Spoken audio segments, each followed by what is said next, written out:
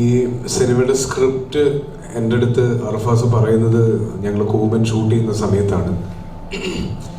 കൂമൻ shoot ചെയ്യുമ്പോൾ through out എനിക്ക് അർഫാസിനെ ഞാൻ നോട്ടീസ് ചെയ്യുന്നുണ്ടായിരുന്നു. കാര്യം ജിത്തു സാർ എന്ത് ചിന്തിക്കുന്നു എന്നുള്ളത് ഒരു സെക്കൻഡ് മുന്നേ അർഫാസ് മനസ്സിലാക്കി അർഫാസ് അത് റെക്ടിഫൈ ചെയ്യും എന്നുള്ളത് ഒരു വൈസ് ക്യാപ്റ്റൻ എന്ന നിലയിൽ അർഫാസ് ഭയങ്കര സക്സസ്ഫുൾ ആയിരുന്നു. പിന്നെ ആ സിനിമയുടെ ത്രൂ ഔട്ട് ഷൂട്ടിങ്ങിൽ ഒരു അസോസിയേറ്റ് ഡയറക്ടർ എങ്ങനെ നിൽക്കണം എന്നുള്ളതിൻ്റെ ഒരു വലിയ എക്സാമ്പിളായിട്ടാണ് എനിക്ക് അർഫാസിനെ ഫീൽ ചെയ്തത്. അപ്പം ഞാൻ അർഫാസിനോട് നല്ല ഒരു സിനിമ നമുക്ക് ചെയ്യണ്ടേ എന്ന് ചോദിക്കാൻ തുടങ്ങുന്നതിന് ഒരു മിനിറ്റ് മുന്നെയാണ് അർഫാസ് എൻ്റെ അടുത്ത് ഇങ്ങോട്ട് ചോദിക്കുന്നത്, ഞാനൊരു സ്ക്രിപ്റ്റ് പറഞ്ഞാൽ കേൾക്കുമോ എന്ന്. അപ്പോൾ ഞാൻ പറഞ്ഞു, അർഫാസ് ഞാനിത് അങ്ങോട്ട് ചോദിക്കാൻ നിൽക്കുമായിരുന്നു എന്ന് പറഞ്ഞു. അങ്ങനെ അർഫാസിൻ്റെ അടുത്ത് ഇപ്പം ജിത്തു ചേട്ടൻ പറഞ്ഞ പോലെ ബോളിവുഡ് ഹിസ്റ്ററി ഒക്കെ എനിക്കറിയാം. ഇടയ്ക്കിടയ്ക്ക് സംസാരിക്കുമ്പോൾ ഹിന്ദി കയറി വരും. അപ്പം മൊത്തം ലൊക്കേഷനിലൊരു ബോളിവുഡ് ബിൽഡപ്പ് ഉണ്ടായിരുന്നു. പക്ഷെ നല്ല ടെക്നീഷ്യനാണ്, നല്ല പണിക്കാരനാണ് എന്നൊക്കെ അറിയാവുന്നത് കൊണ്ടും അർഫാസിൻ്റെ ഒരു മൊത്തത്തിലുള്ള സ്റ്റൈലും ഒക്കെ വെച്ചിട്ട് ഞാനൊരു റോം കോം കഥയായിരിക്കും, ഒരു റൊമാൻറ്റിക് കോമഡി ആയിരിക്കും അർഫാസ് എന്നോട് പറയാൻ പോകുന്നത് എന്നുള്ളൊരു മുൻവിധിയിലാണ് ഞാൻ കഥ കേൾക്കാനിരുന്നത്. പക്ഷെ എന്നെ ഞെട്ടിച്ചുകൊണ്ട് അർഫാസ് പറഞ്ഞു തുടങ്ങിയത് ഒരു ത്രില്ലറായിരുന്നു. അത് വളരെ ഒരു വേഗമായിട്ടുള്ള ഐഡിയ അങ്ങനെയൊന്നുമല്ല. അർഫാസ് വളരെ ക്ലാരിറ്റിയിലാണ് എന്നോട് ഈ കഥ പറയുന്നത്. ഏകദേശം 1 മണിക്കൂർ ഒറ്റ ശ്വാസത്തിൽ ഒരു സംശയവും ഇല്ലാതെ, അല്ലെങ്കിൽ സോറി ഞാനത് പറയാൻ വിട്ടുപോയി, അങ്ങനെ ഒന്നും ഇല്ലാതെ ഒരു സീൻ ഓർഡറിലാണ് അർഫാസ് എൻ്റെ അടുത്ത് കഥ പറയുന്നത്. അത് പറഞ്ഞു കഴിഞ്ഞിട്ട് ഈ ക്യാരക്ടേഴ്സിൻ്റെ 3 ക്യാരക്ടേഴ്സാണ് ഇതിന് മെയിനായിട്ട് നിൽക്കുന്നത്. അമല ചെയ്യുന്ന ക്യാരക്ടറും ഷറഫ് ചെയ്യുന്ന ക്യാരക്ടറും. ഇവരുടെ ക്യാരക്ടർ ഹിസ്റ്ററി, ബാക്ക്ഡ്രോപ്സ്, ഇവരിങ്ങനെ പെരുമാറാനുള്ള കാരണം എന്ന് വേണ്ട, ഞാൻ എന്ത് സംശയമാണോ ചോദിക്കാൻ സാധ്യതയുള്ളത് അത് മുഴുവൻ അർഫാസ് എനിക്ക് പറഞ്ഞു തന്നു.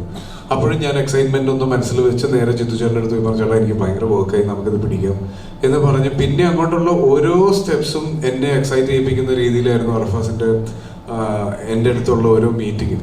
അപ്പോൾ അങ്ങനെ വന്ന് ഞങ്ങളിത് ഷൂട്ട് ചെയ്യുമ്പോൾ ആദ്യം ഷൂട്ട് ചെയ്യാൻ പ്ലാൻ ചെയ്തത് ഒരു ഭയങ്കര ഡെസേർട്ടഡ് ആയിട്ടുള്ള ഒരു സ്ഥലം വേണമെന്നായിരുന്നു. അപ്പം മൊത്തത്തിൽ ഈ സിനിമയുടെ ഒരു നെറേറ്റീവിലും മേക്കിങ്ങിലും അർഫാസിനൊരു പുതുമ ആഗ്രഹം ഉണ്ടായിരുന്നു. അപ്പം അങ്ങനെ അതിൽ നിന്നാണ് ഇതിനൊരു പുതിയ ലൊക്കേഷൻ തന്നെ വേണം, അല്ലെങ്കിൽ നമ്മൾ സ്ഥിരം കാണുന്ന മലയാള സിനിമയിലോ മേ ബി ഒരു സൗത്ത് ഇന്ത്യൻ സിനിമയിൽ നമ്മൾ കണ്ടിട്ടുള്ള ഒരു ഫ്ലേവർ മാറ്റി പിടിക്കണം എന്നുള്ളതിലാണ് ഈ സിനിമ ടുനീഷ്യ വരെ എത്തുന്നത്.